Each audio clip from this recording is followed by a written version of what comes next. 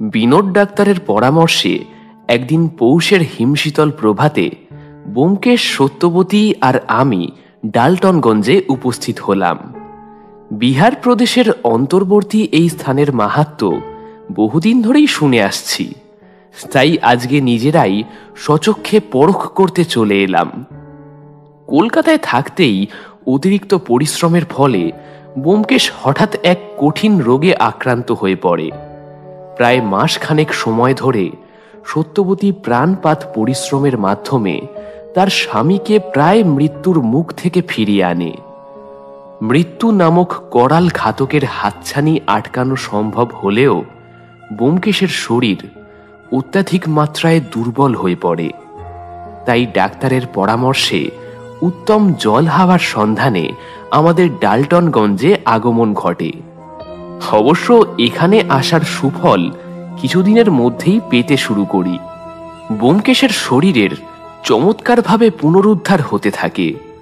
বর্তমানে তার খিদের পরিমাণ অত্যন্ত মাত্রায় বৃদ্ধি পেয়েছে। দীর্ঘদিন রোগভোগের জন্য সে অনেকদিনই ভালো মন্দ খাবার থেকে বিচ্ছিন্ন হয়ে রয়েছে। তাই প্রায় সময় তার অন্যায় আবদারে সত্যবতী রীতিমতো তিতিবিরক্ত হয়ে রয়েছে। কিন্তু তার মতো স্নেহশীল পতিব্রতা স্ত্রীর কাছে ব্যোমকেশের যাবতীয় আবদার অত্যন্ত যত্নের সাথে পালন হয়ে থাকে।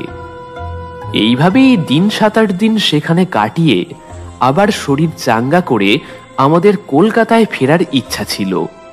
কিন্তু বিধি বাম, একদিন আমাদের এই ভাড়া করা ঘরে বিছানায় আধশোয়া অবস্থায় দুদিন আগের অমৃতবাজার পত্রিকার শব্দছক সমাধানে ব্যোমকেশ ব্যস্ত ছিল, আর আমি সামনের এক চেয়ারে বসে শরদিন্দুবাবুর একখানি উপন্যাস পড়ছিলাম।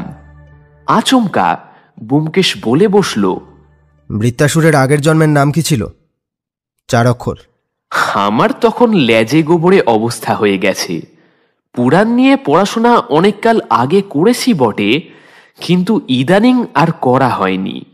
তাই থতমত মুখে বললাম, কে বলো তো বৃত্তাসুর? অজিত, পুরাণ একসময় তোমার অন্যতম প্রিয় বিষয় ছিল বলে শুনেছিলাম। পড়াশোনাটা একেবারেই ছেড়ে দিয়েছ হে।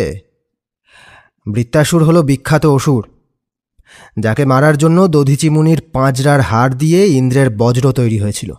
ও হ্যাঁ হ্যাঁ, জানি জানি। কি যেন ছিল, চিত্রগীতি, না চিত্রসুর। সত্যি অজিত, সাহিত্যিকদের নাম একেবারে ডুবিয়ে দিলে হে। বৃত্তাসুরের আগের জন্মের নাম ছিল চিত্রকেতু। যাক বাবা, বাঁচা গেল, নইলে ব্যোমকেশ কিছুতেই ছাড়ত না। এরপরে ব্যোমকেশ আবার শব্দছকের মধ্যে ডুবে যেতেই আমি আবার শরদিন্দুবাবুর বইতে ডুবে গেলাম। কিন্তু কপালে শনি নাচলে পালাবার কি আর কোনো পথ থাকে নাকি? মিনিট খানেকের মধ্যেই ব্যোমকেশ পুনরায় প্রশ্ন করল, এবার জুতোর একটা প্রতিশব্দ বলো দেখি, 3 অক্ষরের। আমি প্রমাদ গুনলাম। সত্যবতীর কঠিন নির্দেশে ব্যোমকেশ ঘরের মধ্যে আটকে রয়েছে, তাই সময় কাটানোর জন্যে এখন শব্দ জব্দের খেলায় একেবারে মেতে রয়েছে। সেই কারণেই প্রশ্নে প্রশ্নে আমাকে বারবার পাগল করে দেবে। কিং কর্তব্য বিমূঢ় অবস্থায় কি করব বুঝে উঠতে পারছি না। এমন অবস্থায় আচমকাই এই অবস্থান থেকে মুক্তি পেয়ে গেলাম। হঠাৎ দরজায় কড়া নাড়ার শব্দ শুনতে পেলাম। সত্যবতী অন্য ঘরে কাজে ব্যস্ত ছিল, তাই আমি দরজাটা খোলার জন্য উঠে গেলাম। খুলতেই দেখি 1 বছর 20-র যুবক বাইরে দাঁড়িয়ে আছে। বেশি লম্বা নয়, ছিপছিপে পাতলা গরম, গায়ের রং বেশ ফর্সা, সুশ্রী মুখে অল্প গোঁফের রেখাও বেরিয়েছে। কাকে চান? সত্যান্বেষী ব্যোমকেশ বাবুকে। আসুন। আমি দরজা ছেড়ে সরে দাঁড়ালাম। কিশোর ছেলেটি এবারে ঘরের মধ্যে প্রবেশ করতেই আমি ওর চেহারাখানা ভালো করে দেখলাম। চোখের নিচে সূক্ষ্ম কালির ছাপ পড়েছে, মুখের মধ্যে কোনো এক দুশ্চিন্তার ছাপ যেন সুস্পষ্ট। তবে কাছ থেকে দেখে বোঝা গেল বয়স বোধহয় 24-এর বেশি নয়। ব্যোমকেশ বিছানার ওপর থেকেই আগত ব্যক্তিকে পর্যবেক্ষণ করছিল। সামনের খালি চেয়ারের দিকে ইঙ্গিত করে বলল, বসুন। আমার সঙ্গে কি দরকার? আর আমি যে এখানে আছি সেটা আপনি কি করে জানলেন? কিশোরটি কোমরে থাকা আসনটি চেয়ারে বিছিয়ে বসলেন। হাতের 10টি আঙুল একে অপরকে জড়িয়ে রয়েছে। তারপরে একটা ঢোক গিলে উনি ধীর গলায় বললেন, আমার নাম প্রত্যয় হালদার। এই বাড়ির মালিক মানিকবাবু বাবার পরিচিত ছিলেন, উনিই আপনার খবরটা দিলেন। আর আমি এখানে এসেছি একটা তদন্তের জন্য, আপনার সহায়তা চাইতে। ব্যোমকেশ ভ্রু তুলল। কিসের তদন্ত? প্রত্যয় হালদার আবার বলতে শুরু করল, ব্যোমকেশবাবু, গতকাল আমার মামা প্রিয়ম হালদারের লাশ গলা কাটা অবস্থায় তার বিছানায় পাওয়া গেছে। ব্যোমকেশ ভ্রু খানিকটা স্বাভাবিক করে আবার প্রশ্ন করল, পুলিশের কাছে যাননি কেন? প্রত্যয় হালদার এইবারে খানিকক্ষণ চুপ করে গেলেন। তারপর দৃঢ় স্বরে বলতে শুরু করলেন, ব্যোমকেশবাবু, আমার মামার আগেও একবার মৃত্যু হয়েছিল। প্রত্যয় হালদারের কথা শুনে আমরা প্রায় চমকে উঠলাম। ব্যোমকেশ ভ্রুকুটি তুলে পুনরায় প্রশ্ন করল, আগেও মৃত্যু হয়েছে? এর মানেটা কি? প্রত্যয় হালদার আবার বলতে শুরু করল, আসলে আমার মামার বরাবরই পাহাড়ে চড়ার শখ ছিল। সেই মতো কাঞ্চনজঙ্ঘা ওঠার পরিকল্পনা করেছিল মাস 8 আগে। টাকা পয়সা জোগাড় করতে একটু সময় লেগে যায়। অন্যবার বন্ধুরা মিলেই পাহাড়ে চড়তে যায়, কিন্তু এবারে মামিও সাথে যাওয়ার বায়না করতে থাকে। অনেকবার বোঝানোর চেষ্টা করেও কোনো ফল হয়নি। শেষমেশ মামিকে নিতেই হয়। ওরা যাওয়ার হপ্তাখানেক পরে আমার কাছে একটা টেলিগ্রাম আসে। সেটি পড়ে আমি জানতে পারি যে মামা সেখানে এক দুর্ঘটনার শিকার হয়েছে। তাকে নাকি খুঁজে পাওয়া যাচ্ছে না। প্রায় দিন 7 পরে মামার মৃতদেহ উদ্ধার হয়, কিন্তু মৃতদেহের অবস্থা এতটাই খারাপ ছিল যে ডালটনগঞ্জ অব্দি আনা সম্ভব হয়নি। সেই জন্য সেইখানেই দেহকার্য সম্পন্ন করা হয়। মামি এতটাই ভেঙে পড়েছিল যে আমার পক্ষে কিছু করা সম্ভব ছিল না, তাই মামিকে বাপের বাড়ি পাঠিয়ে দিয়েছিলাম। এই আকস্মিক ঘটনায় দাদু হৃদরোগে আক্রান্ত হয়ে মারা যান 1 দিনের মধ্যেই। খানিক থেমে প্রত্যয় হালদার আবার শুরু করে, ঘটনাটা ঘটে গত পরশু। আমি তখন দোকানে বসে হিসেবের খাতা মেলাচ্ছিলাম। এমন সময় বাড়ির ভৃত্য হারাধন্দা এসে উপস্থিত হয়।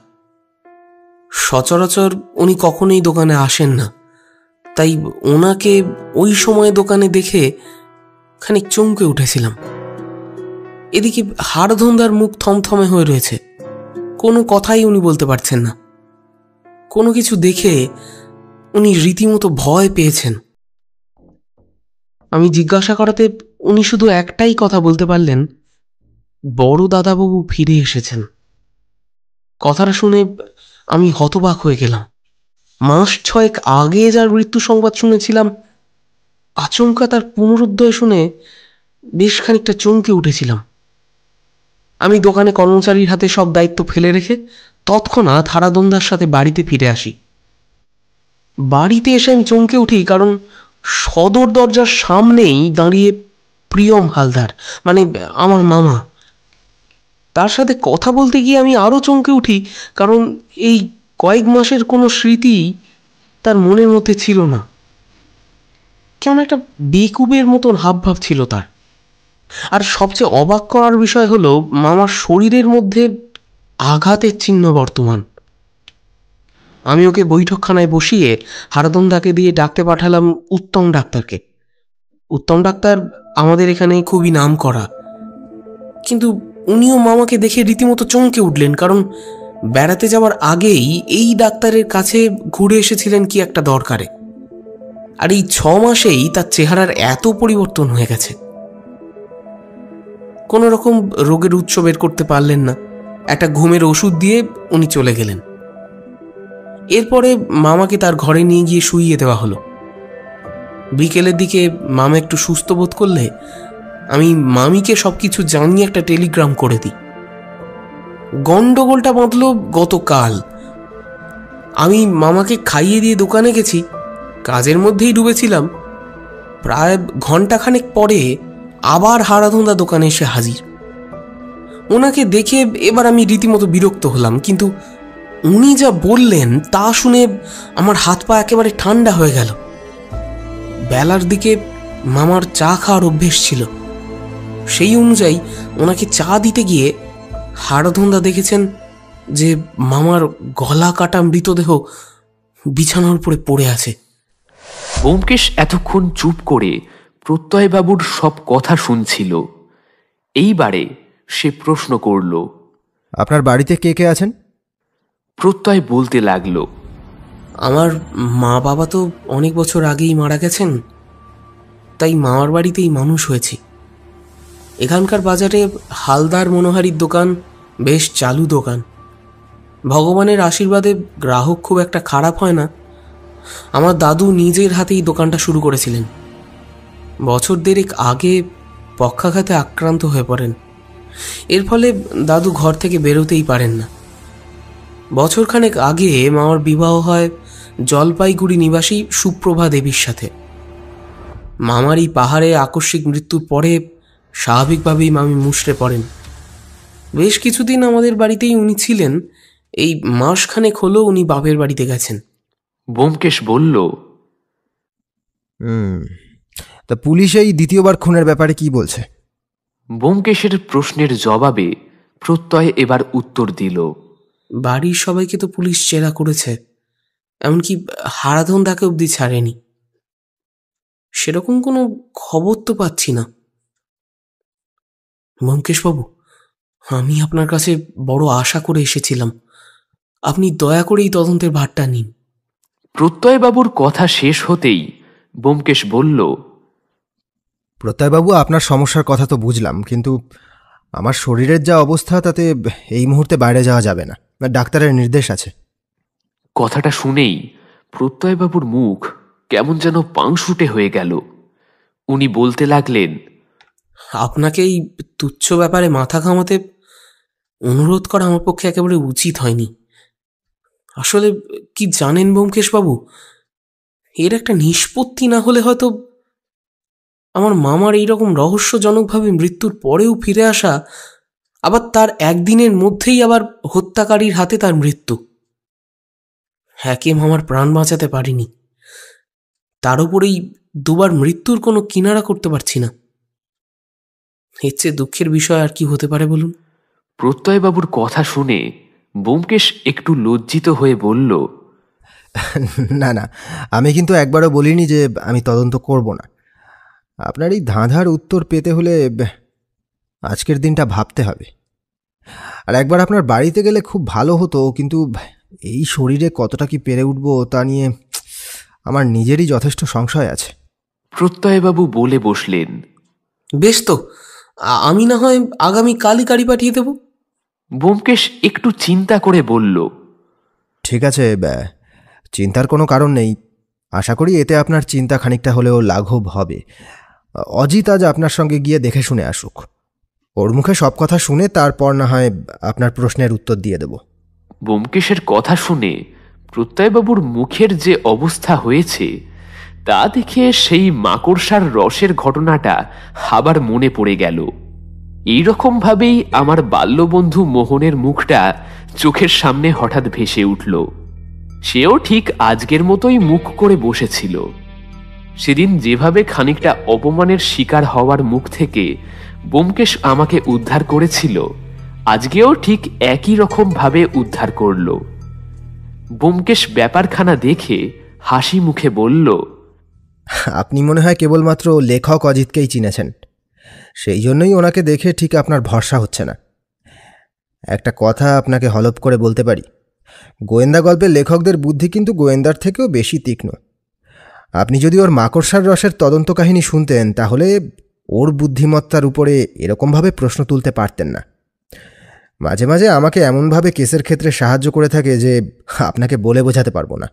ব্যোমকেশের এরকম সুপারিশে সামান্য চিঁড়েই ভেজে না, তো প্রত্যয়বাবু সত্যান্বেষীর জায়গায় আমার মতো ছাপোষা লেখককে কতটা বিশ্বাস করবেন সেটা নিয়ে বিস্তর লেখাপড়া করা যায়। কিন্তু কথায় আছে না, পাঁকে পড়লে হাতিকে চামচিকেতেও লাথি মারে। প্রত্যয়বাবুর এখন সেই অবস্থাই হয়েছে। উনি কি করবেন কিছুই বুঝে উঠতে পারছিলেন না। শেষমেশ খালি পেটে কালমেঘ পাতা খাবার মতো মুখ করে উনি উত্তর দিলেন, বেশ, অজিতবাবুই চলুন তাহলে। কিন্তু ব্যোমকেশবাবু, আপনি যদি একটিবার পায়ের ধুলো দিতেন। প্রত্যয়বাবুর কথা শেষ না হতেই ব্যোমকেশ বলে উঠল, আপনি একদম চিন্তা করবেন না, অজিত সবিস্তারে সব কিছু দেখে আসুক, তারপরে আমি তো আছি। এর ঠিক পরে আমাকে একটু কাছে ডেকে নিয়ে বলল, অজিত, সবার সঙ্গে কথা বলবে কিন্তু, বিশেষ করে যদি ওনার মামির সাথে কথা বলার চেষ্টা করো। আরেকটা কথা, ওনার মামার ঘরটাকেও খুব ভালো করে দেখো, কোনো গোপন চিঠিপত্রের খোঁজ করো। ঠিক আছে, আর দেরি করো না, বেরিয়ে পড়ো। মানিকবাবুর বাড়ি থেকে প্রত্যয়বাবুদের বাড়ির দূরত্ব খুব একটা বেশি নয়। মিনিট 10 মধ্যেই আমরা ওনাদের বাসভবনে পৌঁছে গেলাম। বাড়িটা একেবারে ফুটপাতের ওপর নয়। প্রথমে একটি ছোট লোহার ফটক রয়েছে। ফটক পেরিয়ে ছোট্ট গলির মতো সরু ইট বাঁধানো রাস্তা আছে। সেটা প্রায় 20-25 ফুট হবে। সেই রাস্তা একেবারে বাড়ির সদরে গিয়ে থেমেছে। প্রত্যয়বাবুদের বাড়িটা দোতলা। অবশ্য সামনে থেকে দেখলে খুব একটা বড় বলে মনে হয় না। সদর দরজার দুই পাশে দুটি পেল্লাই সাইজের জানলা, আর জানালার মাথার ওপর দোতলায় দুটি গোলাকৃতি ব্যালকনি আছে। বাড়িতে প্রবেশ করেই বেশ বড়সড় একটি সাজানো হলঘর রয়েছে। হলঘরের ঠিক মাঝামাঝিতে একটু নিচু গোল টেবিল, সেটাকে ঘিরে কয়েকটা চেয়ার এবং সোফা রাখা আছে। বুঝতে পারলাম যে গতকালের পুলিশি জেরার পরে কেউই আর চেয়ার সরানোর প্রয়োজন মনে করেনি। প্রত্যয়বাবু ঘরে ঢুকতেই বেশ জোর গলায় বললেন, এ হারাধনদা, হারাধনদা, এদিকে একবার শোনো তো। প্রত্যয়বাবুর কথা শেষ হওয়া মাত্র দেখতে পেলাম একজন বছর 60-এর ভৃত্যস্থানীয় লোক এসে উপস্থিত হলেন। পরনে হাঁটু অবধি খাটো ধুতি আর ফতুয়ার ওপরে হাফ সোয়েটার। কাঁধে একটি গামছা আছে। হাত মুছতে মুছতে উনি বেরিয়ে এলেন। এসেই আমাকে জিজ্ঞাসু দৃষ্টিতে দেখে তারপরে প্রত্যয়বাবুর দিকে ফিরে প্রশ্ন করলেন, এই যে ছোট দাদাবাবু আপনাকে ডাকছিলেন। হারাধনদার কথা শেষ হতেই প্রত্যয়বাবু বলে উঠলেন, একবার মামিকে পাঠিয়ে দাও তো, বলো গোয়েন্দা ব্যোমকেশবাবু সহকারী অজিতবাবু এসেছেন। প্রত্যয়বাবুর কথা শেষ হওয়ার আগেই আমি বলে বসলাম, প্রত্যয়বাবু, আপনি বোধহয় জানেন না, ব্যোমকেশ গোয়েন্দা কথাটা একদম পছন্দ করে না। ও নিজেকে সত্যান্বেষী ভাবতেই বেশি পছন্দ করে। আশা করি কথাটা মনে রাখবেন। আমার কথা শেষ হতেই প্রত্যয়বাবু নিজের ভুল বুঝতে পেরে বললেন, মাফ করবেন অজিতবাবু, আমি বিষয়টা জানতাম, কিন্তু মামার এই রহস্যজনক মৃত্যুতে আমি খুব দুশ্চিন্তার মধ্যে রয়েছি, তাই মুখ ফসকে বলে ফেলেছি। আপনি কিছু মনে করবেন না। আসলে কি বলুন তো। প্রত্যয়বাবু কথা শেষ করার আগেই একজন মধ্য 30-এর মহিলা এসে উপস্থিত হলেন। পরনে সাদা রঙের ফ্যাকাশে শাড়ি। উনি প্রচণ্ড মাত্রায় কান্নাকাটি করায় তার চোখগুলি একেবারে বসে গেছে। মাথার চুলটা খোঁপা থেকে খুলে এসে অবিন্যস্তভাবে ঘাড়ের ওপর পড়েছিল। উনি আমাকে দেখতে পেয়েই আঁচলটা টেনে নিজের মাথায় দিয়ে নিলেন। তারপর জিজ্ঞাসু মুখে আমাকে বেশ ভালো করে জরিপ করতে লাগলেন। এরপরে প্রত্যয়বাবুকে প্রশ্ন করলেন, প্রত্যয়, তুমি আমাকে ডেকেছিলে? হারাধনদা বললেন। মামি, মামার এই আকস্মিক মৃত্যুটাকে আমি কিছুতেই মেনে নিতে পারছি না। তাই প্রখ্যাত সত্যান্বেষী ব্যোমকেশ বক্সির সাথে আমি কথা বলেছি। এই মুহূর্তে ওনার শরীর বিশেষ ভালো না থাকায় উনি ওনার সহকারী এবং স্বনামধন্য লেখক অজিতবাবুকে পাঠিয়েছেন। উনি আপনাকে কিছু প্রশ্ন করতে চান। আশা করি আপনার কোনো আপত্তি নেই। প্রত্যয়বাবুর কথা শেষ না হতেই সুপ্রভা দেবীর কপালে ভ্রুকুটি দেখা গেল। আরেকবার আমাকে জরিপ করে উনি গম্ভীর কণ্ঠে বললেন, সত্যান্বেষী মানে তো গোয়েন্দা। পুলিশ তো তদন্ত করছেই, আবার গোয়েন্দার কি দরকার? একটু থেমে সুপ্রভা দেবী আবার বলতে শুরু করলেন, আচ্ছা বলুন, কি জানতে চান? আমি তো পুলিশকে সবকিছুই জানিয়েছি, নতুন করে কিছু তো বলার নেই। এবারে আমি মুখ খুললাম। দেখুন, আমি আপনাকে কয়েকটা প্রশ্ন করতে চাই। বলুন, কি জানতে চান? আপনাদের বিবাহ তো দেখাশোনা করেই হয়েছিল। হ্যাঁ। আচ্ছা, সম্বন্ধ কি প্রত্যয়বাবুদের তরফ থেকে এসেছিল নাকি আপনাদের বাড়ির তরফ থেকে? খানিকক্ষণ ভেবে নিয়ে তারপরে সুপ্রভা দেবী উত্তর দেওয়া শুরু করলেন। আম, আমার বাবা বছর দুয়েক আগে ব্যবসার কাজে কলকাতায় এসেছিলেন, তখনই ওনার সাথে পরিচয় হয়েছিল। পরবর্তী ক্ষেত্রে উনিই বিবাহের প্রস্তাব পাঠান। আচ্ছা, বেশ। আচ্ছা, প্রিয়ম হালদার লোকটি কেমন ছিল? প্রশ্নটা শুনেই ওনার চোখের মধ্যে একটা ঝিলিক খেলে গেল। অমন দেবতুল্য মানুষকে স্বামী হিসেবে পাওয়া যে কোনো মেয়ের কাছে ভাগ্যের ব্যাপার। উনি কোনো দিনও আমার থিয়েটার করা নিয়ে আপত্তি করেননি। ব্যবসার জন্য ব্যস্ত থাকলেও আমার জন্য ঠিকই সময় বের করতেন। আপনি যে থিয়েটার করতেন সেই বিষয়ে আমার জানা ছিল না। আসলে আমি সেই অর্থে পেশাদার অভিনেত্রী নই। পাড়ার পুজোতে কিংবা ক্লাবে বেশ কয়েকবার অভিনয় করেছি। ওনার মৃত্যুর পরে আর অভিনয় করতে ইচ্ছে হয় না। আচ্ছা, আপনার স্বামীর খুনের ব্যাপারে আপনি কি কাউকে সন্দেহ করেন? বাড়ির কেউ কেন খুন করতে যাবে ওকে? প্রত্যয় তো সেই কোন ছেলেবেলা থেকে এখানে আছে। হারাধনদাও তো প্রায় বছর 30 হয়ে গেল শুনেছি। ঘটনার সময় তো প্রত্যয় বাড়িতেই ছিল না। আমার আমার মনে হয় ব্যবসা সংক্রান্ত কোনো বিষয়ে গণ্ডগোলের কারণেই এই দুর্ঘটনাটি ঘটেছে।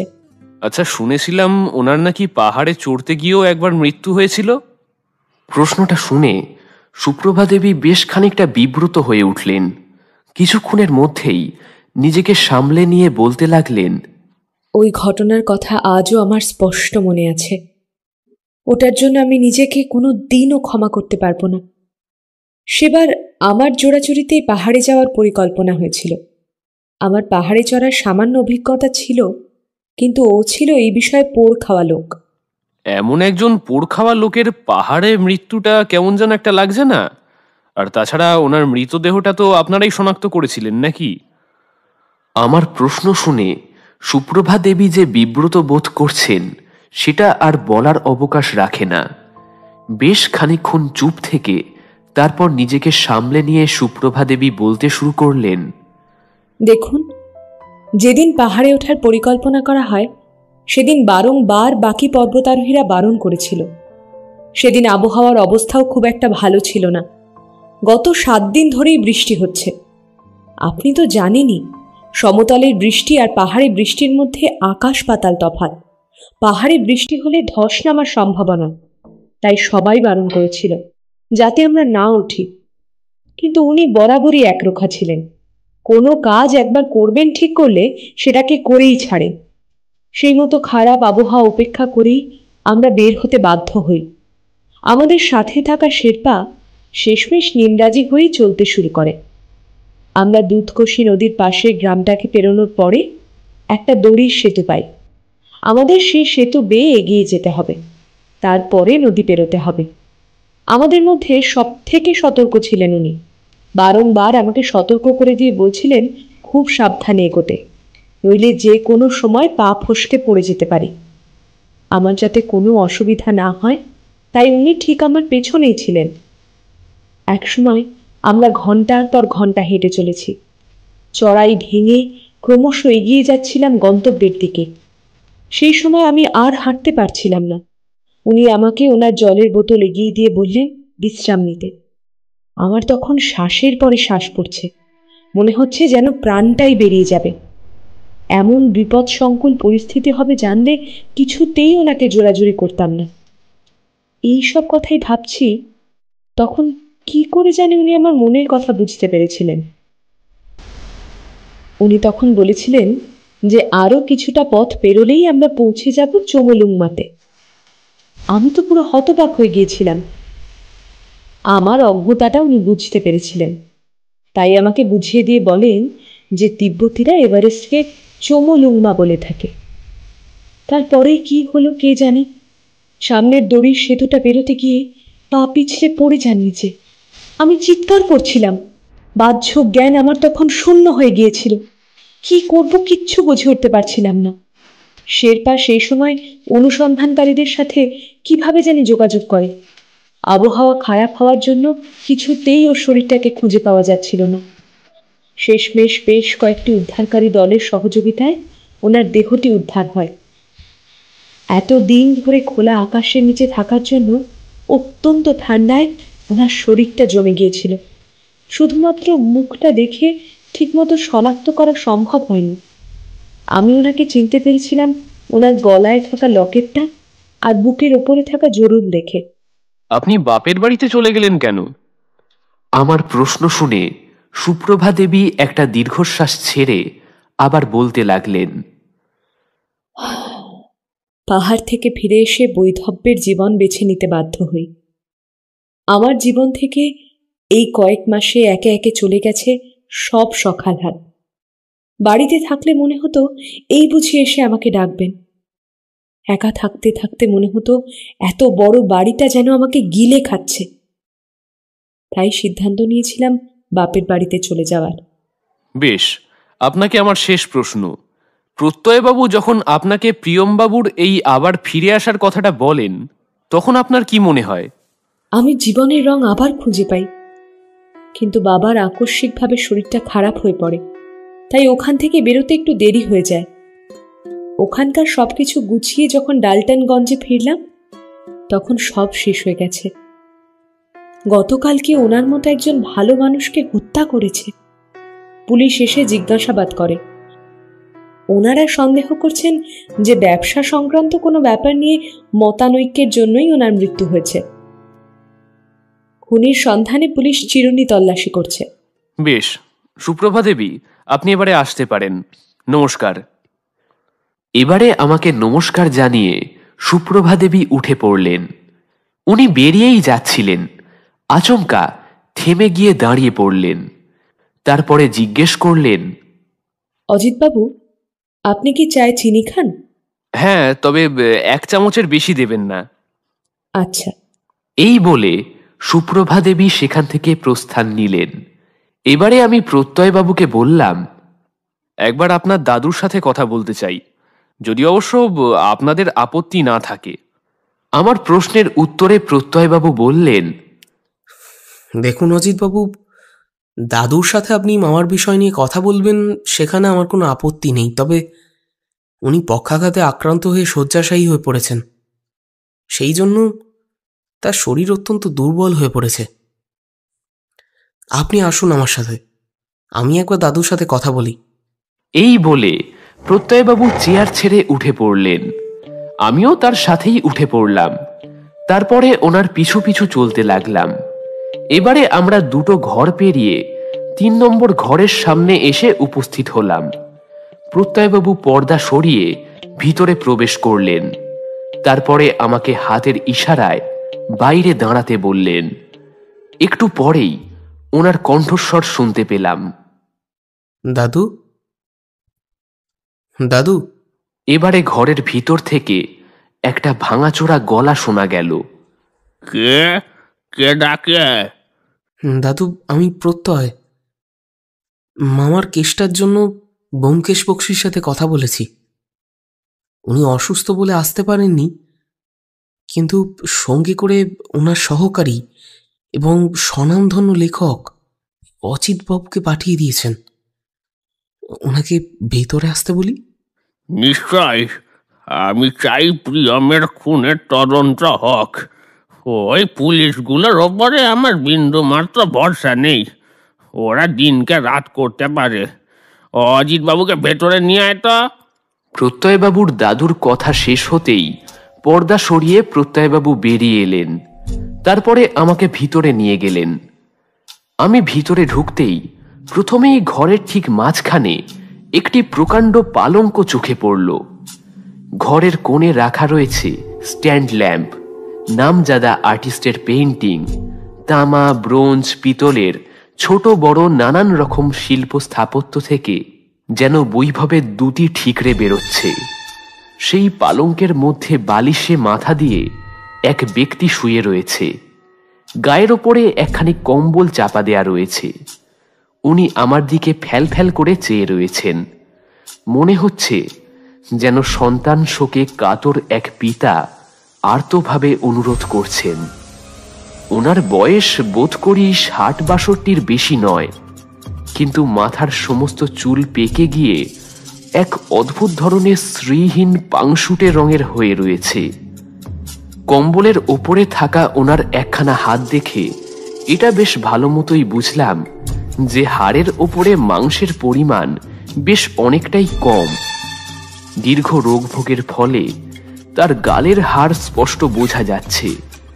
সেখানে মাংসের প্রায় লেশমাত্র নেই। চোখ দুটো মাছের চোখের মতো যেন ভাবলেশহীনভাবে রয়েছে। ঠোঁট দুখানা যেন কালো হয়ে গিয়েছে। উনি আমাকে সেই ভাঙা গলায় বলতে শুরু করলেন, নমস্কার অজিত বাবু, আমি প্রণয় হালদার, প্রত্যয়ের দাদু। আমি ওনাকে প্রতি নমস্কার জানিয়ে বললাম, নমস্কার, আপনার শরীর এখন কেমন আছে? ওই কোনো রকমে বেঁচে আছি। অজিত বাবু, আপনার কাছে আমার একটাই অনুরোধ, যে করেই হোক প্রিয়মের হত্যার রহস্যটাকে সমাধান করতেই হবে। আমি আপনাকে কিছু প্রশ্ন করতে চাই। নিশ্চয় নিশ্চয়, করুন না। আপনার ছেলে মানে প্রিয়মের চরিত্র কেমন ছিল? প্রিয়ম খুব হাসি খুশি থাকতে ভালোবাসত। নিজের ছেলে বলে বলছি না, ওর মতন ছেলে ভাগ্য করলে তবেই পাওয়া যায়। কোনো নেশা ভাঙ করতো না, বন্ধু বান্ধবের সংখ্যাও কম ছিল। কেবলমাত্র একটি নেশা ছিল ওর। কি নেশা ছিল ওনার? পাহাড়ে চড়ার। সেই কোন ছেলেবেলা থেকেই এই সবে প্রশিক্ষণ নিত। কত জায়গায় গিয়েছিল, আবার ফিরে এসে সবার আগে আমাকেই ডেকে বলতো যে ও এই পাহাড়ে উঠেছে, ওই পাহাড়ে উঠেছে। আর আর কেউ রইল না আমাকে ওই কথাগুলো বলার জন্য। ভগবান, আমাকে তুলে নাও। কথা বলতে বলতে কান্নায় ভেঙে পড়লেন ভদ্রলোক। কোনো রকমে ওনাকে সামলানোর চেষ্টা করতে লাগলো প্রত্যয়বাবু। বেশ খানিকক্ষণ পরে একটু ধাতস্থ হলেন প্রণয়বাবু। বলুন, আর কি জানতে চান? প্রিয়মবাবুর কি কোনো শত্রু ছিল? মারপিট তো দূরের কথা, প্রিয়ম কোনোদিন কারোর সাথে ঝগড়া অবধি করেনি। ওর চিরটা কাল এই সব থেকে দূরেই থেকেছে। ওর কোনো শত্রু থাকতেই পারে না। কিন্তু প্রণয়বাবু, একটা কথা ভুলে গেলে চলবে না যে ৬ মাস পরে যখন প্রিয়মবাবু বাড়িতে আসেন তখন ওনার শরীরে নানা রকম ক্ষতের চিহ্ন ছিল। আমি তো শয্যাশায়ী, তাই বিছানা থেকে উঠতে পারি নে। খোকা যখন বাড়িতে ফেরে তখন হারাধন এসে আমায় জানায়। কিছুক্ষণ পরে প্রত্যয় ওকে আমার কাছে নিয়ে এলে আমি চমকে উঠি। আপনি কি দেখে চমকে ওঠেন? এই কয়েক মাসে কি চেহারাটাই না হয়েছে খোকার। চোখের তলায় কালি পড়ে গেছে, কবজির কাছে কালশিটে পড়ে গেছে, এক মুখ দাড়ি, চুল নেমে এসেছে কাঁধ অবধি। বহুদিন যাবৎ চুল কাটেনি, পরিষ্কার বোঝা যাচ্ছে। আমার খোকা সবসময় পরিপাটি থাকতে ভালোবাসত। সেখানে ওর এমন অবস্থা দেখে আমি একেবারে ভেঙে পড়ি। আচ্ছা, প্রিয়মবাবুর মধ্যে কি কোনো রকম পরিবর্তন লক্ষ্য করেছিলেন? আমার সবচেয়ে অবাক লেগেছিল ওর ব্যবহার দেখে। কিরকম? ও আমাকে প্রথমে চিনতেই পারেনি, তারপর ওর ছেলেবেলার কথা আস্তে আস্তে বলতে তখন ওর সব কথা মনে পড়ে, তবে বেশি কিছু বলতে পারেনি। বারবার খালি একটা কথাই বলছিল। কি কথা? প্রতিউপ। প্রতিউপ? হ্যাঁ, ও বারবার বলছিল প্রতিউপ। আমি কিছুই বুঝতে পারছিলাম না। বৌমাকে জিজ্ঞেস করলে সেও কোনো উত্তর দিতে পারেনি। এই ধাঁধার উত্তর আমার কাছে অজানাই থেকে গেল। তার আগে খোকাকে কেউ খুন করল। কথাটা শেষ করেই প্রণয়বাবু ফুঁপিয়ে ফুঁপিয়ে কাঁদতে শুরু করলেন। ওনার থেকে আমার যা জানার ছিল তা সবই প্রায় জানা হয়ে গেছে, তাই ওঠার জন্য বললাম, প্রণয়বাবু ভেঙে পড়বেন না, শক্ত হন। যেই আপনার খোকা ওরফে প্রিয়মবাবুকে হত্যা করেছে তাদের শাস্তি পাওয়াতে ব্যোমকেশ আমাদেরকে সম্পূর্ণভাবে সাহায্য করবে। এখন আমি উঠলাম, আপনি বিশ্রাম নিন। প্রণয়বাবুর ঘর থেকে বেরিয়ে আমরা বৈঠকখানায় এসে উপস্থিত হলাম। তারপরে প্রত্যয়বাবুকে বললাম, আচ্ছা, একবারটি হারাধনের সাথে কথা বলা যাবে কি? হ্যাঁ হ্যাঁ, নিশ্চয়ই। হারাধনদা, ও হারাধনদা, একটিবার শুনে যাও তো। প্রত্যয়বাবুর কথা শেষ হওয়ার সাথে সাথেই হারাধন চা নিয়ে হাজির হলো। সে আমাদের দিকে চায়ের পেয়ালা বাড়িয়ে দিল। চায়ে একটা চুমুক দিয়ে আমি তাকে প্রশ্ন করলাম, হারাধনদা, আপনি গতকাল আশ্চর্যজনক কিছু কি দেখেছিলেন? সেরকম তো কিছু দেখিনি, তবে সকালের দিকে একটা ভিখিরি এসেছিল। ছোট দাদাবাবু দোকানে চলে গেলেন, বাবা ঠাকুর তো নিজের ঘরেই শুয়েছিলেন, আর আমি রান্নাঘরে কাজ করছিলাম। দরজায় অনেকক্ষণ ধরেই আওয়াজ হচ্ছিল। কাজের চাপে যেতে পারছিলাম না। কিছুক্ষণ পরে যখন যাই তখন দেখি একটা বুড়ো ভিখিরি মতন লোক বাইরে দাঁড়িয়ে আছে। আমি ওকে ওখানে দাঁড় করিয়ে দরজাটা ভেজিয়ে ভেতরে যাই, ওই কিছু খুচরো পয়সা টয়সা আনার জন্যে।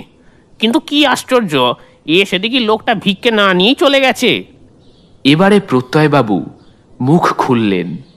হারাধনদা, তুমি এই কথাটা পুলিশকে জানাওনি কেন? ছোট দাদাবাবু, লোকটা খুব বুড়ো, ঠিক মতো করে দাঁড়াতেই পারে না, তো সে আবার খুন করবে কি করে বলো তো? আগে কি কখনো তাকে দেখেছেন? না, আগে কখনো দেখিনি, তবে দেখলে চিনতে পারবো। কি করে? বিশেষ কোনো চিহ্ন টিহ্ন কিছু দেখেছিলেন কি? আসলে লোকটার বাম চোখের ওপরে না একটা কাটা দাগ আছে, আর লোকটা কথা বলার সময় খালি তোতলাচ্ছিল। আচ্ছা, লোকটাকে আরেকবার দেখলে কি চিনতে পারবেন? হ্যাঁ দাদাবাবু, ঠিক চিনতে পারবো। আচ্ছা, আপনার বড় দাদাবাবু থাকা অবস্থায় এমন কোনো জিনিস কি দেখেছেন যেটা স্বাভাবিক নয়? বড় দাদাবাবুর বিয়ের পরপরই তো ওনার নামে প্রতি সপ্তাহে একটা করে খাম আসতো। খামের ভিতরে কি থাকতো সেই ব্যাপারে কি কিছু জানেন? না বাবু, তবে প্রথমবার যখন খাম এসেছিল না, তার ভিতরে নাকি খালি সাদা কাগজ ছিল। বড় দাদাবাবু আমাকে ডেকে খুব বকাবকি করেছিলেন। এরপর থেকে আবার খাম এলে আমি দাদাবাবুকে না দিয়ে বৌদিমণিকে দিতাম। খালি কাগজ আসতো? আচ্ছা, কোথা থেকে খামগুলো আসতো সেই ব্যাপারে কি কিছু জানেন? দাদাবাবু বলেছিল ওগুলো নাকি জলপাইগুড়ি থেকে আসতো। ঠিক আছে, আপনি এখন আসতে পারেন। এবারে প্রত্যয়বাবুর দিকে ঘুরে জিজ্ঞেস করলাম, আচ্ছা, আপনি এই ব্যাপারে কি কিছু জানেন? আমি আগে খামগুলো দেখেছি, কিন্তু ওগুলোর ওপরে মামার নাম লেখা থাকতো, তাই আর মাথা ঘামাইনি কখনো। আচ্ছা বেশ, একবার কি আপনি দেখবেন আপনার মামার ঘরে কোনো রকম কাগজপত্র কিছু পাওয়া যায় কিনা? হ্যাঁ, আমি দেখছি। প্রত্যয়বাবু বেরিয়ে যাওয়ার মিনিট 10 মধ্যেই আবার ফিরে এলেন, হাতে একটি সাদা খাম। উনি আমার দিকে সেটা বাড়িয়ে দিয়ে বললেন, মামার ঘরে আর কোনো খাম ছিল না, কিন্তু শেষ যে খামটা এসেছিল সেটা মামা কাশিদাসী মহাভারতের মধ্যে রেখেছিলেন। মামার পাহাড়ে যাওয়ার পরে আমি পড়ার জন্য বইটা নিজের কাছে এনে রেখেছিলাম, সেটার মধ্যে থেকেই এটা পেয়ে গেলাম। অসংখ্য ধন্যবাদ আপনাকে প্রত্যয়বাবু। আমি সবকিছু ব্যোমকেশকে জানাচ্ছি, ও পরে আপনার সাথে যোগাযোগ করে নেবে। আচ্ছা, নমস্কার। ভাড়া বাড়িতে পৌঁছতে বেশি সময় লাগলো না। দরজায় করাঘাত করতেই দেখি সত্যবতী দরজা খুলে দিল। ঢুকতেই দেখি বিছানার ওপরে ব্যোমকেশ শুয়ে রয়েছে, তবে এবার তার হাতে একখানা মহাভারত খোলা। আমাকে দেখেই সে প্রশ্ন করল, কি খবর অজিত? মুখটা এরকম পাংশুটে করে রেখেছো কেন? আমি ঘরের মধ্যে ঢুকে তার সামনে চেয়ারে বসে পড়লাম। আমি সবিস্তারে ব্যোমকেশকে সবকিছু বললাম। ব্যোমকেশ এতক্ষণ চুপ করে আমার সব কথা শুনছিল। খেয়াল করিনি সত্যবতী কখন ঘরের মধ্যে এসে ঢুকেছে। একটা লোকের দুবার মৃত্যু হয় কি করে? এ তো অসম্ভব। সত্যবতীর কথা শুনে ব্যোমকেশ খানিকক্ষণ হেসে উত্তর দেয়, কোনো কিছুই অসম্ভব নয় হে। বিবাহিতদের মৃত্যুর কথা কেই বা খেয়াল রাখে? সত্যবতী এবারে একেবারে ঝাঁঝিয়ে উঠল। তুমি কি বলতে চাইছো? বিয়ের পরে মেয়েরা নিজেদের স্বামীর উপরে অত্যাচার করে থাকে? ব্যোমকেশ বলে চলল, বিয়ের পরে অত্যাচারী তো একমাত্র পুরুষ মানুষই হয়। মেয়েরা সেই সময়ে যখন তখন মহিষাসুরমর্দিনীর রূপে আবির্ভূতা হয়, তারপরে স্বামীরূপী অসুরদের উপরে অত্যাচার করে থাকে। তবে আমাদের এই কেসে সেটা নাও হতে পারে। তার মানে বলতে চাইছো যে ওই পৃথিবীর বাকি মেয়েরা ভালো, অথচ তোমার স্ত্রী সবচেয়ে খারাপ? অবস্থা একেবারে বেগতিক দেখে আমি বলতে বাধ্য হলাম, বৌঠান, আসলে ব্যোমকেশ ভারতের সাম্প্রতিককালের তথ্যের ভিত্তিতে এই কথাগুলো বলছে। আমার দিকে একটা অগ্নিদৃষ্টি বর্ষণ করে সত্যবতী বলতে লাগলো, এই জন্য পুরুষ জাতিটাকে আমার ঘেন্না লাগে। একটা মহিলা সারাক্ষণ লোকটার পেছনে কাজ করতে করতে খেটে মরছে, তার কোনো সুনাম নেই, শুধু তার দোষ ধরতে হবে। আর এই লোকটা হলো সুরির সাক্ষী মাতাল। বৌঠান, আমি আবার মাতাল কবে হলাম? আমি তো এ জীবনে মদ ছুঁলামই না। এই দাম্পত্য কলহে আমি একেবারে যাকে বলে শাঁখের করাত। এগোলেও বিপদ, আবার পিছলেও বিপদ। সেই জন্য বরাবর মধ্যপন্থা অবলম্বন করে এসেছি। মানে আর কিছুই না, চুপ করে গেলাম একেবারে। কিন্তু ব্যোমকেশ হারবার পাত্র নয়, এমনকি সত্যবতীও না। এত মেয়েরা যে স্বামীদেরকে সেবা করে, সেটা কি সবসময় লোক দেখানো? সত্য, তুমি না একেবারে ছেলে মানুষ। আরে আমি কি তোমার কথা বলেছি নাকি? আমি এখানে ওই সুপ্রভা দেবীর কথা বলেছি। এখানে এমন কিছু একটা ব্যাপার আছে যেটা এই মুহূর্তে নজরে আসছে না, কিন্তু সেটাই এই রহস্যের আসল চাবিকাঠি। কিন্তু সেটা কি? সবার আগে জানতে হবে এই প্রতিউপ শব্দটা কি। এটার মানে জানতে পারলে অর্ধেকের বেশি সমস্যার সমাধান হয়ে যাবে। আচ্ছা, এটা কোনো সাংকেতিক ভাষা? আমার মনে হচ্ছে উনি কাউকে কোনো সংকেত দিতে চেয়েছিলেন। ঠাকুরপো, প্রতিউপ শব্দের মানে কি? সকালে ব্যোমকেশ আমাকে ফ্যাসাদে ফেলেছিল, এখন আবার বৌঠান। এই দুয়ে মিলেই আমার জীবন একেবারে অষ্টাগত করে দেবে। উফ, কেন যে জীবনে লেখালেখি শুরু করেছিলাম! এইরকম আবল তাবল জিনিস চিন্তা করে যাচ্ছি, এমন সময় বৌঠানের কথায় আমার চিন্তায় ছেদ ঘটল। কি গো ঠাকুরপো, বলো। তুমি একেবারে চুপ করে গেলে যে। কিন্তু আমার অবস্থা তখন ছেড়ে দে মা, কেঁদে বাঁচি। কোনো রকমে বললাম, বৌঠান, এই প্রতিউপ শব্দটা না একটা অন্য রকমের শব্দ, বুঝলে? এটার ব্যবহার বিশেষ বিশেষ ক্ষেত্রে বিশেষ রকম হয়ে থাকে। সবসময় আমরা এটার ব্যবহার করি না। এবারে ব্যোমকেশ কোনো উত্তর না দিয়ে চুপচাপ আমার কথা শুনে যাচ্ছিল। তারপরে একটা মুচকি হাসি দিয়ে সে আমাকে প্রশ্ন করল, অজিত, তোমার কাছে বাংলা অভিধান আছে না? ওই শব্দটা যে আদৌ বাংলায় হতে পারে সেটা আমার মাথায় কিছুতেই আসেনি। আমি সঙ্গে সঙ্গে চেয়ার ছেড়ে উঠে পড়লাম। আমি ঘর থেকে অভিধানটা নিয়ে আসতেই ব্যোমকেশ সেটাকে প্রায় ছিনিয়ে নিল। তারপরে সেটা পড়তে বসে গেল। ব্যোমকেশ আপন মনে এক দৃষ্টিতে অভিধান দেখে চলেছে। সত্যবতী আবার প্রশ্ন করল, কিন্তু এবারের লক্ষ্য সেই আমি। ঠাকুরপো, একটা জিনিস লক্ষ্য করেছ? ওই সুপ্রভা দেবীর স্বামীর মৃত্যুর থেকেও অভিনয় না করতে পারার দুঃখটা একটু বেশি মনে হলো না? আমি বলতে শুরু করলাম, বৌঠান, এই ব্যাপারটা যে আমার মনে হয়নি তা নয়, কিন্তু যার স্বামীর দুবার মৃত্যু হয়েছে তার মানসিক অবস্থা কেমন হবে সেটা ঠিক বুঝতে পারছি না। ঠাকুরপো, যে কোনো স্ত্রীর কাছে তার স্বামীই হলো সব থেকে প্রিয়। তা সেই স্বামী যতই পাগল ছাগল হোক, ওসব তুমি বুঝবে কি করে? সারা জীবন তো বিয়েই করলে না। তখন অগত্যা আমি বিয়ে না করার কারণটা আরেকবার বোঝাতে শুরু করলাম। দেখো বৌঠান, আমি জীবনে সাহিত্যকেই সবসময় প্রাধান্য দিয়েছি। বিয়ে করে সংসারী হয়ে জীবনে নষ্ট করার মতো সময়। এই বলেই চুপ করে গেলাম, কারণ ততক্ষণে সত্যবতী একেবারে অগ্নিশর্মা মূর্তি ধারণ করেছে। সে কিছু বলতেই যাবে এমন সময় ব্যোমকেশ বলে উঠল, সত্য, একটু কফি খাওয়াবে? অনেক দিন খাইনি। ব্যোমকেশের একটি আবদার সত্যবতীকে একেবারে মোমের মতো গলিয়ে দিল। সে আমার সব কথা ভুলে গিয়ে সঙ্গে সঙ্গে উঠে দাঁড়িয়ে পড়ল। তারপর বলল, ঠাকুরপো, তুমিও কি কফি খাবে নাকি চা? অবস্থা বেগতিক দেখে আমি তাড়াতাড়ি বলে উঠলাম, আজকে আর চা খাবো না, কফি বরং ভালো নাকি? সত্যবতী বেরিয়ে যেতেই ব্যোমকেশ বলে উঠল, তুমিও বলিহারি অজিত। যে জিনিস তোমার আয়ত্তের মধ্যে নেই সেই জিনিস নিয়ে তুমি কেন লড়াই করতে যাও, একটু বলবে? আমি আমতা আমতা করে কিছু বলতেই যাচ্ছিলাম, এমন সময় ব্যোমকেশ হাত দেখিয়ে আমাকে চুপ করিয়ে দিল। তারপরে আবার অভিধানের মধ্যে ডুবে গেল। আমি আর কি করব? কাহাতক আর বেকারের মতো বসে থাকা যায়? এদিকে বাইরে থেকে এসেছি অনেকক্ষণ হয়ে গেছে, তবু পরনের পাঞ্জাবিটা এখনো ছাড়া হয়নি। এদিকে ভাগ্যিস সত্যবতী সেটা লক্ষ্য করেনি, তাই সোজা চলে গেলাম নিজের ঘরে পাঞ্জাবিটা বদলাতে। কলঘরে ঢুকে মুখটুক ধুয়ে ফিরে আসতেই দেখি সত্যবতী একটা ট্রে নিয়ে ঢুকছে। ট্রের মধ্যে 3 কাপ কফি আর একটা প্লেটের মধ্যে চানাচুর রাখা আছে। কফির গন্ধে গোটা ঘরটা একেবারে ম ম করতে শুরু করেছে। ব্যোমকেশের দিকে কাপটা এগিয়ে দিয়ে সত্যবতী অপর একটি কাপ আমার দিকে বাড়িয়ে দিল। আমি কাপটা হাতে নিতেই সে নিজের কাপটি নিয়ে বিছানায় ব্যোমকেশের পাশে বসে পড়ল।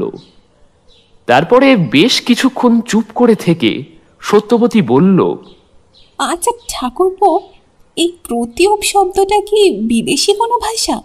সত্যবতীর কথা শেষ না হতেই ব্যোমকেশ ওর কথা শুনে হো হো করে হেসে উঠল। মিনিট খানেক ওইভাবে হাসার পরে ব্যোমকেশ বলতে শুরু করলো, সত্য, তুমি হাসালে। প্রতিউপ শব্দটা কোনো বিদেশি শব্দ নয়, নির্ভেজাল বাঙালি শব্দ। কিন্তু প্রশ্ন হচ্ছে, প্রিয়মবাবু কেন প্রতিউপ শব্দটি বললেন? কি বলছো গো? প্রতিউপ কোনো বিদেশি শব্দ নয়? আমি তো এই নিয়ে কত কিছুই না ভেবে ফেললাম। বেশি ভেবে লাভ নেই, কারণ আসল রহস্য লুকিয়ে আছে ওই খাম আর সাদা কাগজের মধ্যে। কথাটা শুনে আমি রীতিমতো চমকে উঠলাম। কিন্তু ব্যোমকেশ, সাদা কাগজ দেখে তুমি কি করে কেস সলভ করবে? আমি তো কিছুতেই বুঝে উঠতে পারছি না। ধীরে বৎস, রজনী এখনও দেরি আছে। আগে একবার একটু থানায় যেতে হবে। চলো অজিত, একবার ডাল্টনগঞ্জটা ঘুরে আসি। সত্য, আমরা ঘণ্টাখানেকের মধ্যেই ফিরব। এই বলেই আমরা থানার উদ্দেশ্যে বেরিয়ে পড়লাম। কিসের জন্য যাচ্ছি সেসব ব্যোমকেশ আমাকে কিছুই জানায়নি, সুতরাং মুখে কুলুপ এঁটে ওর সাথে চলতে লাগলাম। মোড়ের মাথায় এসে জানতে পারলাম যে থানাটা এখান থেকে মিনিট 30-এর হাঁটা পথ। এইদিকে ব্যোমকেশ এখনো সুস্থ হয়নি, তাই দূরে দাঁড়ানো একখানি টাঙ্গাকে আমি হাতের ইশারায় ডেকে নিলাম। তারপর সেটাই চেপে আমরা থানায় পৌঁছে গেলাম।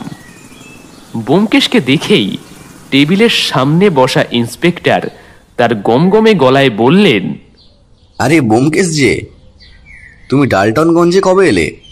ব্যোমকেশ এগিয়ে গিয়ে তার সাথে হাত মেলালো, কিন্তু তার প্রশ্নের উত্তর দিল না। আমার সঙ্গে বরং পরিচয় করিয়ে দিল। জানতে পারলাম ইনি হলেন শ্রীনাথ মুখার্জি। কলেজে ব্যোমকেশের সহপাঠী ছিলেন, এখন ডাল্টনগঞ্জে পোস্টিংয়ে আছেন। ব্যোমকেশের সাথে প্রায় বছর 10 পরে নাকি দেখা হলো। পরে জানতে পেরেছিলাম যে লোকটার চরিত্র নাকি পুরো নারকেলের মতো। বাইরের খোলসটা শক্ত হলেও ভিতরটা একেবারে নরম। এবারে ব্যোমকেশ প্রশ্ন করল, এসেছিলাম একটু প্রিয়ম হালদারের খুনের ব্যাপারে। বুঝতে পেরেছি। এইরকম কেস জীবনেও শুনিনি। লোকটা নাকি 2বার খুন হয়েছে, ভাবা যায়? একবার কি পোস্টমর্টেম রিপোর্টটা দেখা যেতে পারে? আজ বিকালে পাবো।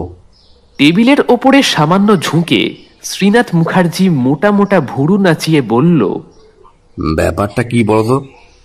লোকটা কি তোমার চেনা জানা নাকি? একেবারে অপরিচিত, আর বলি কি করে। ব্যোমকেশ অল্প হাসল। ভদ্রলোকের ভাগ্নে প্রত্যয় হালদার আমার কাছে এসেছিল এই খুনের তদন্তের ব্যাপারে। তাই নাকি? হ্যাঁ, উনি বললেন যে মাস 6 আগে পাহাড়ে চড়তে গিয়ে খাদে পড়ে যান।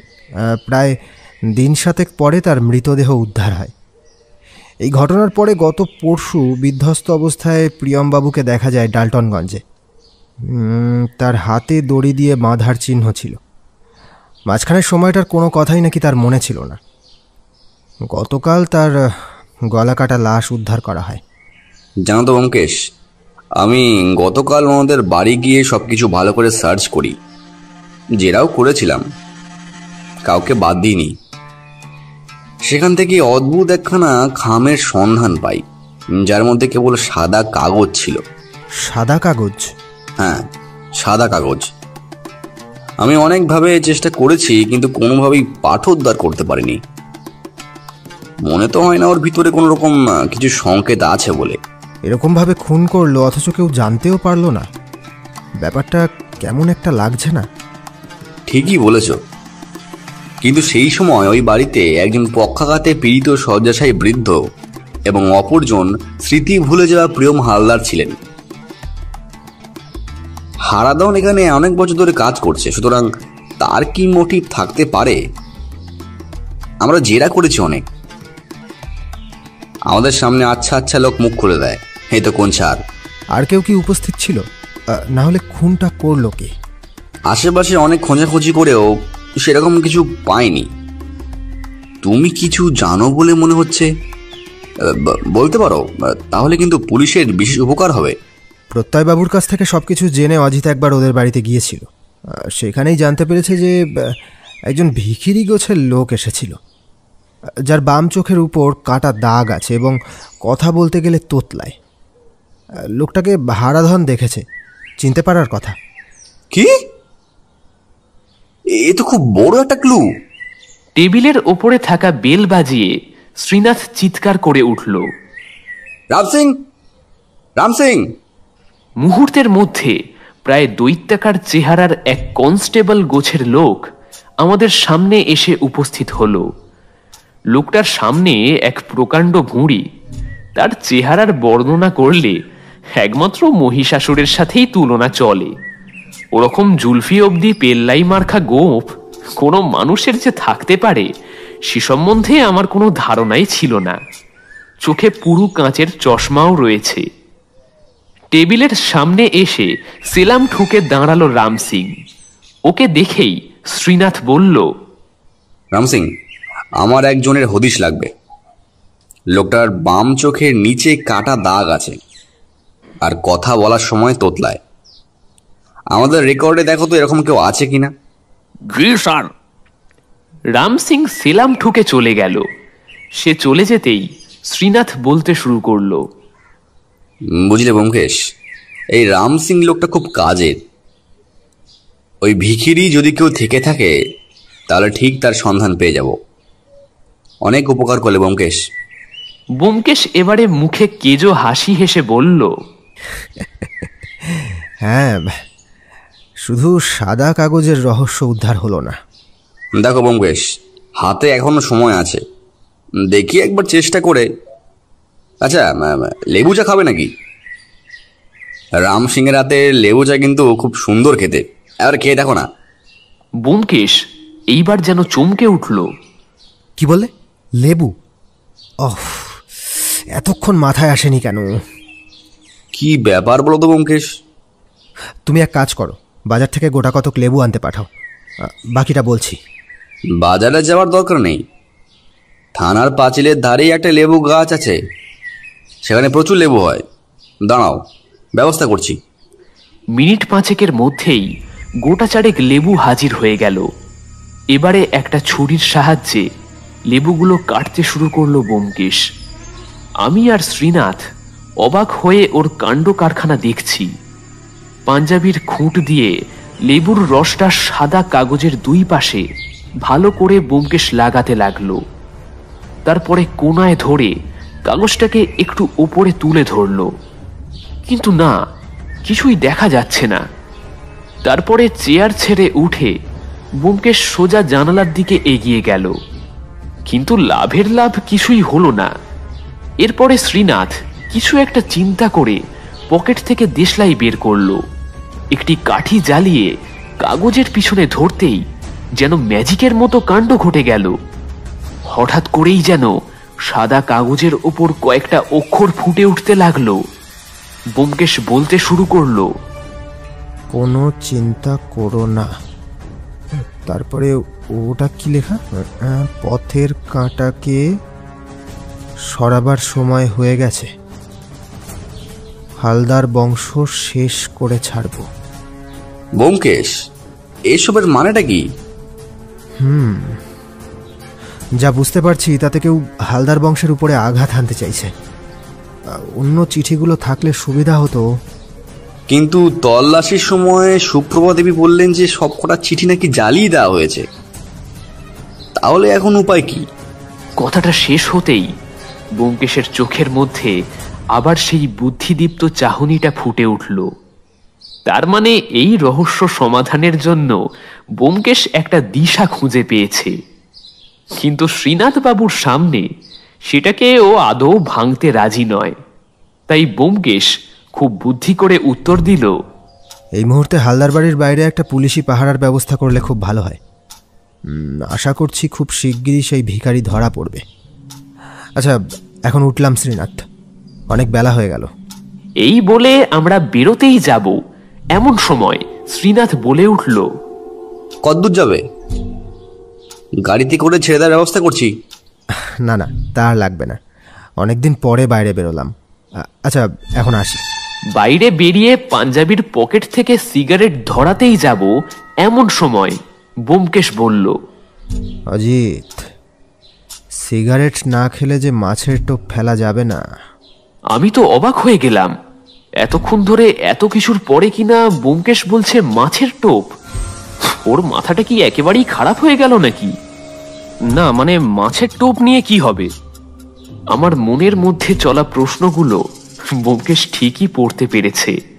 তাই সামান্য হেসে উত্তর দিল, বৎস, চিন্তা করো না, খুব শিগগিরই তোমার প্রশ্নের উত্তর পেয়ে যাবে।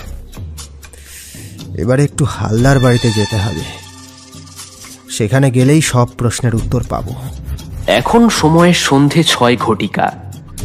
আমরা সবাই হালদার বাড়িতে একত্রিত হয়েছি।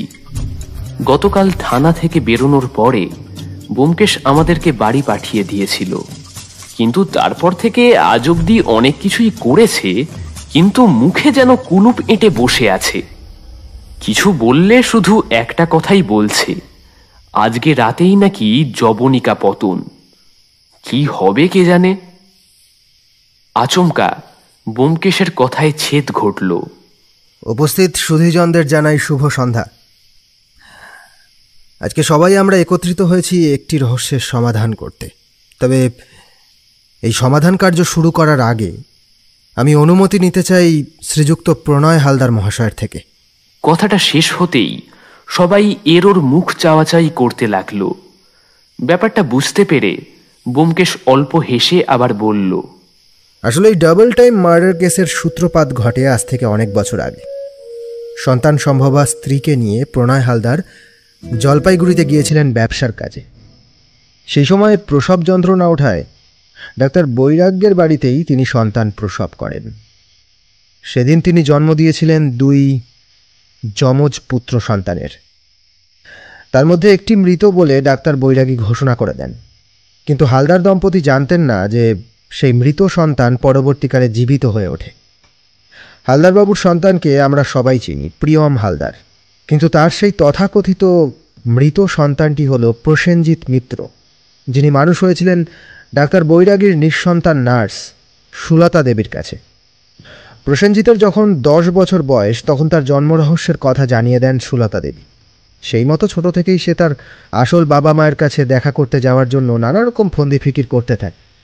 শেষমেশ একদিন ডাল্টনগঞ্জে এসে উপস্থিত হয় সে, কিন্তু নিজের আসল পরিচয় গোপন রেখে লুকিয়ে হালদার বাড়ির ব্যাপারে খোঁজ খবর নিতে থাকে। সেইখানে এসে জানতে পারে তার ভাই প্রিয়মের কথা।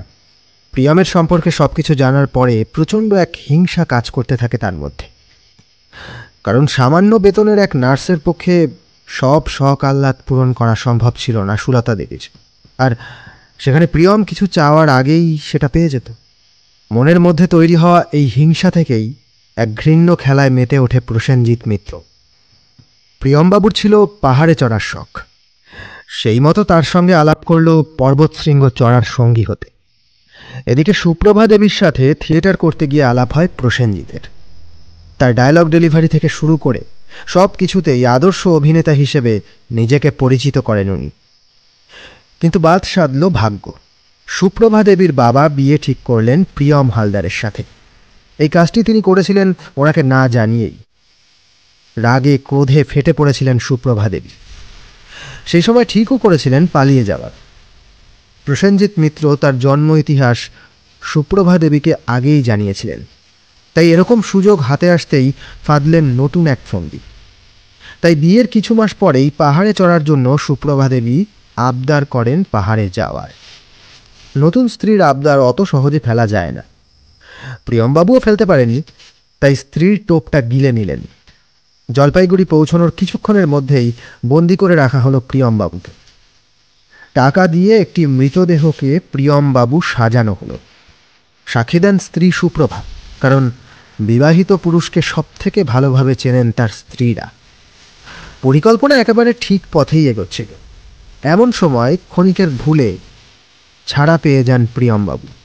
কোনো রকমে সেখান থেকে পালিয়ে আসেন নিজের বাড়িতে ডাল্টনগঞ্জে। এতক্ষণ বলার পরে ব্যোমকেশ থামল। আমি প্রশ্ন করলাম, কিন্তু তুমি যে বললে প্রিয়ম আর প্রসেনজিৎ দুজনেই যমজ, তাহলে প্রিয়ম কি কিছু বুঝতে পারেনি? প্রসেনজিৎ প্রথম থেকেই প্রিয়মের সামনে ছদ্মবেশে এসেছিল। শুধুমাত্র প্রিয়মকে বন্দি করার পরে নিজের স্বরূপটা দেখায়। সেই কারণেই বাড়ি ফিরে আসার পরে প্রিয়ম বারবার বলেছিল প্রতিরূপ। আসলে কথাটা প্রতিরূপ নয়, কথাটা হলো প্রতিরূপ, মানে যমজ। এই কারণেই তাকে খুন হতে হয়। কিন্তু খুনি কি করে জানলো যে প্রিয়মবাবু এখানে আছেন? কারণ প্রত্যয়বাবু খুনির সহযোগীকে টেলিগ্রাম করে জানিয়েছিলেন যে প্রিয়মবাবু ফিরে এসেছেন। সেই সময় অবস্থা বেগতিক দেখে প্রসেনজিৎ মিত্র নিজেই এক ভিখারির ছদ্মবেশ ধরেন। তারপরে কৌশলে খুন করেন প্রিয়মকে।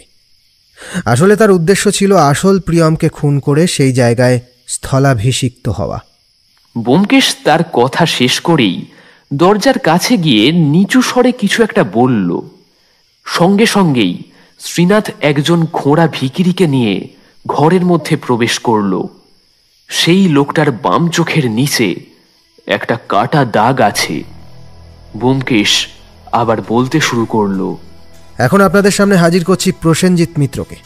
সবাই এরোর দিকে তাকাচ্ছে দেখে ব্যোমকেশ আবার বলল, আচ্ছা, তার আগে একবার হারাধনদাকে ডাকি। হারাধন আসতেই ব্যোমকেশ বলল, আচ্ছা হারাধন বাবু, বলুন তো, এই সেই ভিখারি কিনা যিনি সেদিন এসেছিলেন কিন্তু ভিক্ষা না নিয়েই চলে গিয়েছিল? হারাধন বেশ কিছুক্ষণ সময় ধরে বেশ ভালো করে দেখল, তারপরে বলল, এই যে, হ্যাঁ বাবু, এই তো সেই ভিখিরি।